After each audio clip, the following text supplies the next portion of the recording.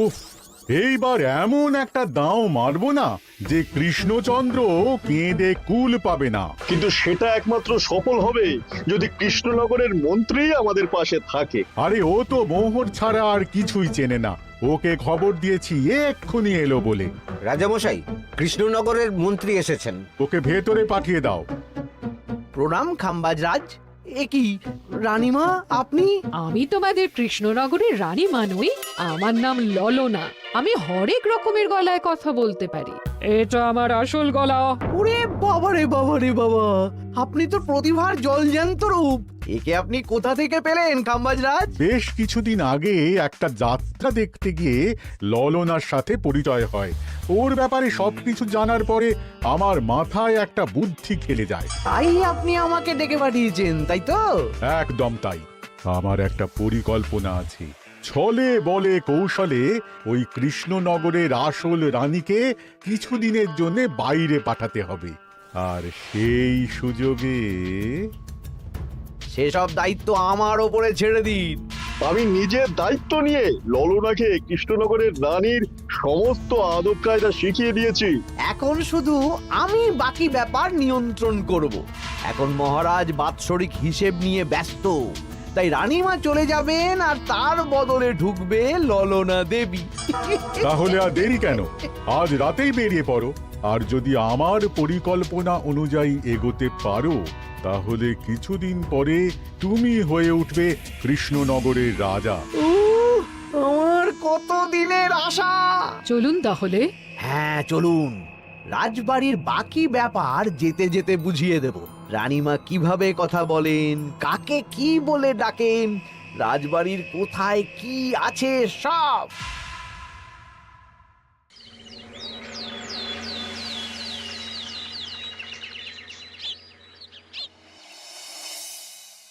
কি গো গিন্নি, জ্বরটা নেমেছে? এই জ্বরটা কমেছে, কিন্তু শরীরটা খুব দুর্বল গো। তুমি পারলে ভাতটা রান্না করে রাজবাড়ি যাও। আমি বেলার দিকে এই কিছু একটা তরকারি করব। না না গিন্নি, তোমাকে এই শরীরে রান্না করতে হবে না। আমি তরকারির সবজি কুটে রাখছি। হ্যাঁ, ওই পুটির মাকে বলে রাখবো, ও এসে রান্না করে দেবে। তাহলে তো ভালোই হয়। জ্বরে একেবারে শরীরটা দুর্বল করে দিয়েছে গো। হ্যাঁ, তুমি বিশ্রাম নাও গিন্নি, আমি রান্নাঘরে যাই। কি গোপাল আজকে এখনো এলো না? ও কোনোদিন সময় এসেছে মহারাজ? ওকে তাড়িয়ে আপনি একটা কাককে রাজসভায় রাখলেও সে সময়ে আসবে। আসলে গোপালের গিন্নির খুব জ্বর, আমি দেখে এসেছি। তাই হয়তো ওর গিন্নির সেবা শুশ্রূষা করতে গিয়ে গোপালের দেরি হচ্ছে। তোমাকে আর গোপালের হয়ে কাসুন্দি গাইতে হবে না। এই তোমরা থামো তো। একটু দেরি হয়ে গেল মহারাজ। আসলে গিন্নির খুব জ্বর, তাই কিছুটা রান্না করে এলাম। আচ্ছা আচ্ছা আচ্ছা, তা এখন তোমার গিন্নির শরীর কেমন আছে? আগের থেকে ভালো আছে মহারাজ, জ্বরটা কমেছে, কিন্তু শরীর খুব দুর্বল। বেশ বেশ, একটু যত্নআত্তি করো। যাই হোক, আজকে সারা বছরের খরচের হিসেব আর আগামী অর্থনৈতিক বছরের প্রকল্প নিয়ে আলোচনা হবে। আলোচনা শুরু করা হোক। বিগত অর্থনৈতিক বছরে বিভিন্ন খাতে মোট খরচ হয়েছে 15,700 মোহর, আর বিভিন্ন কর বাবদ উপার্জন হয়েছে 22,000 মোহর। তাহলে তো মহারাজ ভালোই লাভ হয়েছে। এবার আমাদের দিকে একটু নয়ন মেলে তাকালেই হয়। সেসব তো দেখবই, কিন্তু তার আগে আমি মন্ত্রীর সাথে বিগত বছরের সব খরচ নিয়ে হিসেবে বসবো। হ্যাঁ, বেশিরভাগ দায়িত্ব তো মন্ত্রীমশাইয়ের কাঁধেই থাকে, তাই উনি কোনো হিসেবে জল দিয়েছেন কিনা সেটাও পরখ করে নেওয়া যাবে। এত কাজের চাপ যাচ্ছে কদিন, শান্তিতে ঘুমোতেও পাচ্ছি না। মন্ত্রী, তুমি আজ বিকেলে রাজবাড়িতে চলে এসো। বিগত অর্থনৈতিক বছরের হিসেবগুলো একবার দুজনে বসে মিলিয়ে নেব। আচ্ছা মহারাজ, যা করার তাড়াতাড়ি করে নিতে হবে। এখন দেরি করলেই এই বছরের প্রকল্পগুলো শুরু করতে দেরি হয়ে যাবে। মহারাজের জয় হোক। বলো প্রহরী, তুমি কি কিছু বলবে? মহারাজ, একজন কালো চাদর মুড়ি দেওয়ার লোক এলেন আর আমার হাতে এই চিঠিটা ধরিয়ে দিয়ে চলে গেলেন। এই গরমে চাদর মুড়ি? অদ্ভুত লোকটা, কি রে বাবা? সর্বনাশ! কি হলো?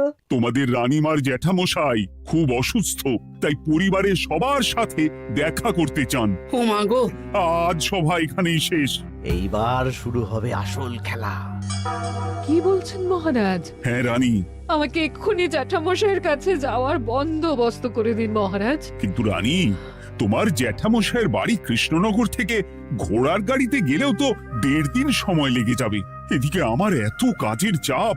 আপনি বরং কয়েকদিন পরে আসুন, আমাকে এক্ষুনি যেতে হবে মহারাজ। বেশ বেশ, আমি তোমার যাওয়ার ব্যবস্থা করছি।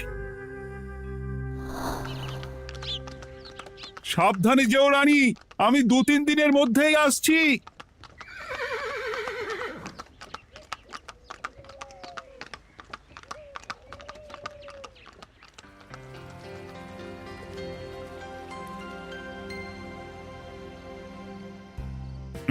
মন্ত্রী, বিগত অর্থনৈতিক বছরে আমাদের পাঠশালার উন্নতির জন্য কত খরচ করা হয়েছিল একটু দেখো তো।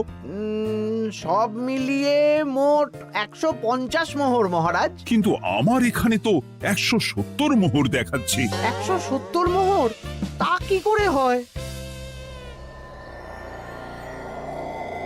একই রানীমা, আপনি ঘোড়ার গাড়ি করে গেলেন আর হেঁটে চলে এলেন? সে আমার ব্যক্তিগত ব্যাপার, তুমি তোমার কাজ করো।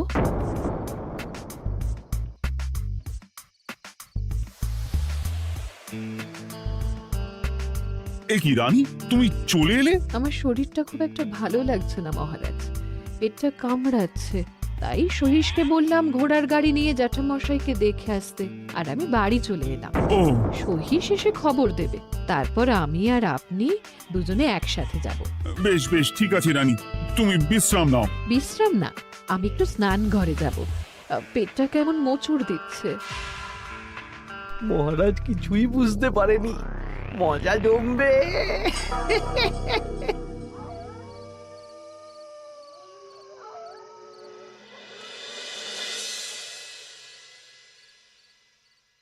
এ কি রানী, তুমি তোমার সব গয়না গাটি বের করছো কেন? আমার আর এই পুরনো নকশার গয়না পছন্দ নয় মহারাজ, ভাবছি কালকে সকালবেলা এই গয়নাগুলো শ্যাকরাকে দিয়ে শহুরে নকশায় নতুন গয়না বানাবো। কিন্তু এগুলো তো তোমার সবই পছন্দের গয়না। কিন্তু মহারাজ আমি ভেবে দেখলাম এই গয়নাগুলো সবই বড্ড ভারী গয়না, আমি শহুরে আধুনিক নকশার হালকা গয়না পরবো। এমনিতে জ্যাঠামশাইয়ের শরীরটা ভালো নেই, মনটাও ভালো নেই, ও, পেটটা কেমন মোচড় দিচ্ছে, আমি আরেকবার স্নান ঘরে যাব।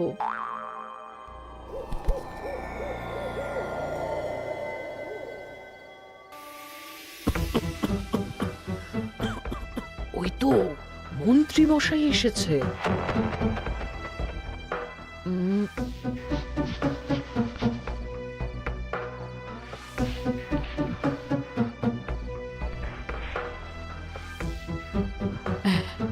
এই রাজ্যে গোপাল আমার শত্রু, কালকে থেকে গোপালকে খাটাবে।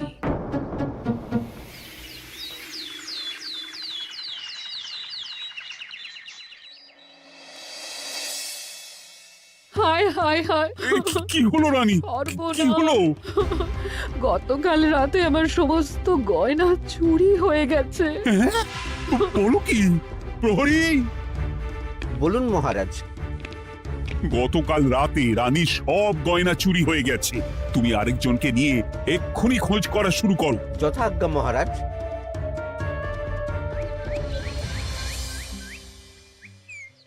আমার সব গয়না চুরি হয়ে গেল, এবার আমি কি করব? রানী তুমি কেঁদো না, সেই সকাল থেকে কেঁদেই চলেছো। আমি তো প্রহরীকে খোঁজ করতে পাঠিয়েছি। এই সব প্রহরী কর্মচারী কাউকে বিশ্বাস হয় না আমার, আজ থেকে সবাইকে ছুটি দিয়ে দেব। কি বলছো তুমি? সবাইকে ছুটি দিয়ে দিলে রাজবাড়ির কাজ কে করবে? কেন? আমাদের সবচেয়ে বিশ্বাসযোগ্য সভাসদ গোপাল আজ থেকে রাজবাড়ির সব কাজ গোপাল করবে। কি বলছো? আপনি কি বলতে চাইছেন? গোপাল বিশ্বাসযোগ্য না? হ্যাঁ, গোপাল আমার সবচেয়ে প্রিয়, ওর চেয়ে বিশ্বাসযোগ্য আর কেউ নেই। কিন্তু কোনো কিন্তু না, বলবেন আপনার আদেশ। এক্ষুনি গোপালকে ডেকে পাঠান। যেমন তোমার ইচ্ছে। গোপাল, গতকাল রাতে রানীর সব গয়না চুরি হয়ে গেছে, তাও আবার ঘরের ভেতর থেকে। আমি চাই তোমার মতো বিশ্বাসযোগ্য লোকই রাজবাড়ির সমস্ত কাজ করুক। মানেটা ঠিক বুঝতে পারলাম না রানীমা। মানে আমি রাজবাড়ির বেশিরভাগ কর্মচারীকে ছুটি দিয়ে দিচ্ছি, তার বদলে রাজবাড়ির কাজ করবে তুমি। কিন্তু কোনো কিন্তু না। রাজসভার ভাড়ামো অনেক হয়েছে, এবার থেকে তোমার কাজ বাসন মাজা, ঘর মোছা, কাপড় কাচা, পুরো রাজবাড়ি ঝাঁট দিয়ে পরিষ্কার করা। এই সেরেছে। যাও, রান্নাঘর থেকে বাসন নিয়ে পুকুর পাড়ে গিয়ে বাসন মাজবে। এ কি গোপাল, রাজসভা থেকে সোজা পুকুর পাড়ে? কি হয়েছে নাকি? খুব হাসি পাচ্ছে না? হাসি তো পাবেই, নতুন রানীমা আসার পরে তোমার এই হাল করে ছেড়ে দিল। নতুন রানীমা? না, আসলে ঘটা বলতে চাইছে রানীমা তোমাকে নতুন চাকরি দিয়ে এই হাল করলো। ও যা হয়েছে ভালো হয়েছে, আমার পেছনে না লেগে নিজের কাজ করুন যান। কোথায় কি বলতে হয় জানিস না নাকি?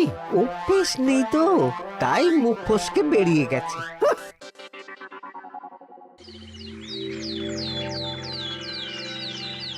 রাজ্যে চোরের উপদ্রব বেড়ে গেছে, তাই আমরা কিভাবে চোরের উপদ্রব কমানো যায় সেই নিয়ে আজকে একটা আলোচনা করব। কিন্তু মহারাজ, রাজসভায় এখনো তো সবাই আসেনি। এই তো এসে গেছি। ওই রাজবাড়ির জামা কাপড় কাচ্ছিলাম। এ কি, গোপাল এখন রাজবাড়ির জামা কাপড় কাচে? হ্যাঁ, সেসব করতে গিয়ে আমার নিজের জামা কাপড়ই ভিজে গেল, তাই বদলে এলাম। মহারাজ, রানীমা ঘোড়ার গাড়ি করে এসেছেন। মানেটা কি? রানী তো রাজবাড়িতেই আছে। হে কি মহারাজ, আমি প্রহরীদের কাছে শুনলাম আমার মতন দেখতে কেউ রাজবাড়িতে উড়ে এসে জুড়ে বসেছে। মানে তুমি তো আগেই চলে এলে। কি কাণ্ড! এই কে? শুনলাম আমার মতন দেখতে কেউ এসেছে। ও আচ্ছা, আপনি। তা কি চাই আপনার? বোঝো কাণ্ড, একরকম দেখতে একরকম গলা। এ বলে আমি আসল, ও বলে আমি। হায় হায় হায়, আসল নকল বোঝাই দায়। একটা নয়, দুটো রানী। আমার জ্যাঠামশাই একদম সুস্থ। এই মহিলা নিশ্চয়ই ভুয়ো চিঠি দিয়ে নিজের রাজবাড়িতে ঢোকার সুযোগ খুঁজছিল। একদম বাজে কথা বলবেন না। আপনি কে সত্যি করে বলুন। সমস্যা সমস্যা, ঘোর সমস্যা। আমার কোনো পাণ্ডিত্য দিয়ে বুঝতে পারছি না কে আসল আর কে নকল। আমি আসল, বিশ্বাস করুন। আমি তো এই মাত্র এলাম। না, আপনি নকল, আমি আসল। কিভাবে বুঝবো? আমি বলবো মহারাজ, এই যে এই রানী আসল। হ্যাঁ, কিন্তু মন্ত্রীমশাই, আপনি কি করে বুঝলেন? না মানে এই রানীমা তোমার উপরে এত ভরসা করে রাজবাড়ির কাজ করাচ্ছেন, কাউকে বিশ্বাস করেননি, একমাত্র তোমাকে বিশ্বাস করেছেন। এত ভালোবাসা, এত বিশ্বাস কার থাকতে পারে বলো? মানে গোপাল, তুমি রাজবাড়ির কি কাজ করছো? বাসন মাজা, ঘর মোছা, বাগান পরিষ্কার, অনেক কাজ করছি রানীমা। আপনার সব গয়না চুরি হয়ে গেল, তাই কাউকে বিশ্বাস করা যাবে না বলে ওই রানীমা আমাকে কাজে রাখলেন। এই ওই বন্ধ করে একটা উপায় বের করো। বেশ বেশ, আমি ধরে নিচ্ছি দুজনেই আসল। তাই আপনাদের দুজনকে আমি পরীক্ষা নেব, দেখব কে উত্তীর্ণ হন। তাই নাও। আপনারা দুজনেই তো সেনাপতিকে চেনেন, বলুন তো সেনাপতির আসল নাম কি? সনাতন সেন। আচ্ছা, আপনাদের বাপের বাড়ি কোথায়? বিজয়গড়। দূর দূর, গড়গড় করে সবই বলে দিচ্ছে। এভাবে হবে না, অন্য কোনো উপায় ভাবো। বেশ, সেনাপতি তলোয়ার দাও তো। দিচ্ছি। এই নিন, এই তলোয়ার দিয়ে মহারাজকে মেরে ফেলুন। আপনাদের মধ্যে কে মারতে চান বলুন। এসব তুমি কি বলছো গোপাল? মহারাজ আমার পতি পরমেশ্বর, ওনাকে আমি মারতে পারি? আমি স্বপ্নেও ভাবতে পারিনি গোপাল তুমি এই জঘন্য কাজ আমাকে করতে বলবে। আমি নিজের প্রাণের আহুতি দিতে পারি, কিন্তু মহারাজের গায়ে একটা আঁচড়ও দিতে পারবো না। উফ, খাম্বাজরাজ বেছে বেছে এক ধুরন্ধর নারীকে পাঠিয়েছেন, কোনো জবাব নেই। আমি বুঝতে পারছি না মহারাজ, এনাদের হাবভাব, কথাবার্তা, রূপ সবই একরকম। তবে যিনি ঘোড়ার গাড়ি চেপে এখন ফিরলেন, তিনি আসল হলেও হতে পারেন। আমি আসল, বিশ্বাস করুন।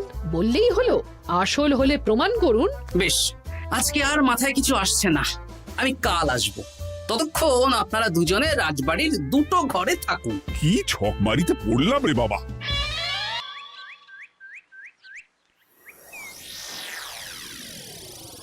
ললনা একদম তৈরি হয়ে এসেছে।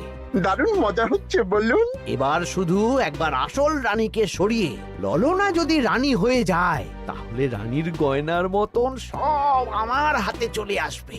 তারপর কি হবে? তারপর ধীরে ধীরে মহারাজকেও কায়দা করে সরিয়ে দেব, আর খাম্বাজ রাজ আর আমি এই দুজনে মিলে এই রাজ্য চালাবো। কি বুদ্ধি আপনার মাথায়।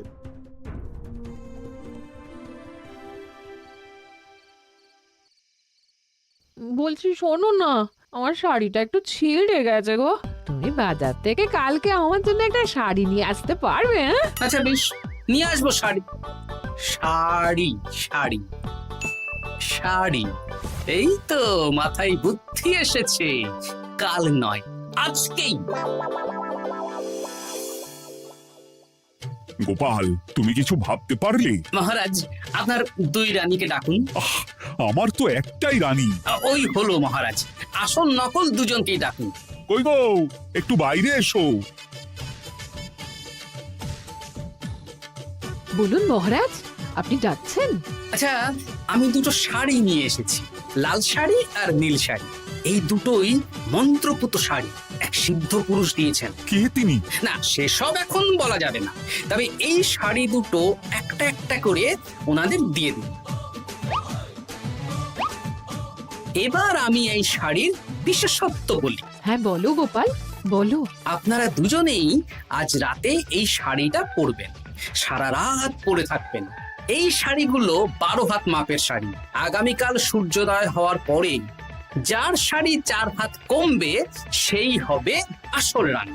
আচ্ছা বেশ, তাহলে তোমরা দুজনেই এই শাড়ি পরে থাক। কাল সকাল সকাল রাজসভা বসবে, তখন তোমাদের শাড়ি গোপালের কাছে জমা দিও। আচ্ছা।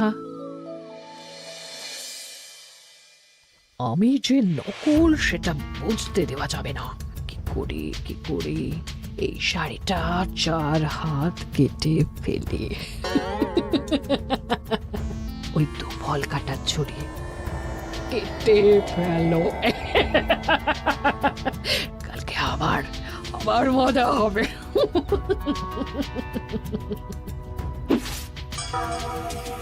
হে ঠাকুর, রক্ষা করো ঠাকুর, আমার শাড়িটা যেন 4 হাত কমে যায়।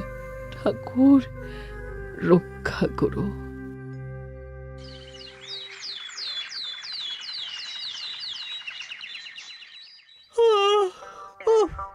এত সকাল সকাল রাজসভা, দূর, ভালো করে ঘুমটাও হলো না।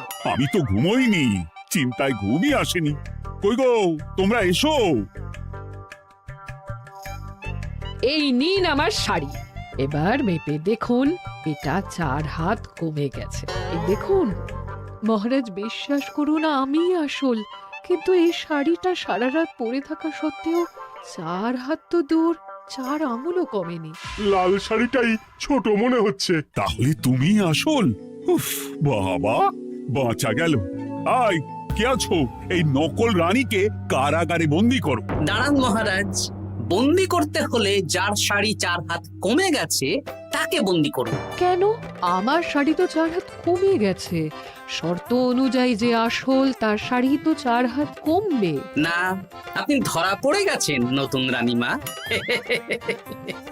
এগুলো কোনো মন্ত্রপুত শাড়ি নয়, এগুলো আমার পরিকল্পনার প্যাচ। আপনি নিশ্চয়ই নিজেকে আসল প্রমাণ করার জন্য শাড়িটা কেটেছেন। না মানে, না না না, তাহলে কমলো কি করে? না মানে হয়ে গেল। সত্যি গোপাল, তোমার বুদ্ধির জবাব নেই। গোপাল, তুমি আমাকে বাঁচালে। এই যে নতুন রানীমা, চুপ করে কেন? ওকে আমি কারাগারে গিয়ে বেত মারছি, তাহলেই সব বলবে। বল, কে তুই বল? আসলে মানে আমার নাম ললনা, আমি যাত্রাপালা করি, অনেক রকম গলায় কথা বলতে পারি। কদিন আগে খাম্বাজ রাজ আর এই মন্ত্রী মশাই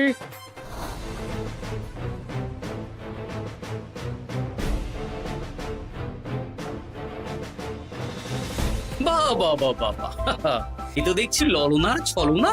তার মানে রানীমার গয়না? ওগুলো তো সব মন্ত্রীকে দিয়েছি, জানলা দিয়ে কাপড়ে পেঁচিয়ে নামিয়ে দিয়েছি। মন্ত্রী, তোমাকে আমি শুলে চড়াবো। ভুল হয়ে গেছে মহারাজ, আমাকে ক্ষমা করুন। প্রাণে মারবেন না, সব গয়না ফেরত দিয়ে দেবো মহারাজ। তুমি শত্রু রাজ্যের প্ররোচনায় এত বড় ক্ষতি করতে চেয়েছিলে? ক্ষমা করুন মহারাজ, ক্ষমা করুন। সেনাপতি, মন্ত্রীকে 1000 বার বেত্রাঘাত করো। আর এই ললনার কি হবে? আমি অনেক দিন ধরে বাড়িতে একটা কাজ করার লোক খুঁজছি, ওনাকেই পাঠিয়ে দিন। আমার গিন্নি শুয়ে বসে থাকবে আর উনি খাটবেন। নয়, হ্যাঁ, ললনার ছলনা ফেস্তে গেল।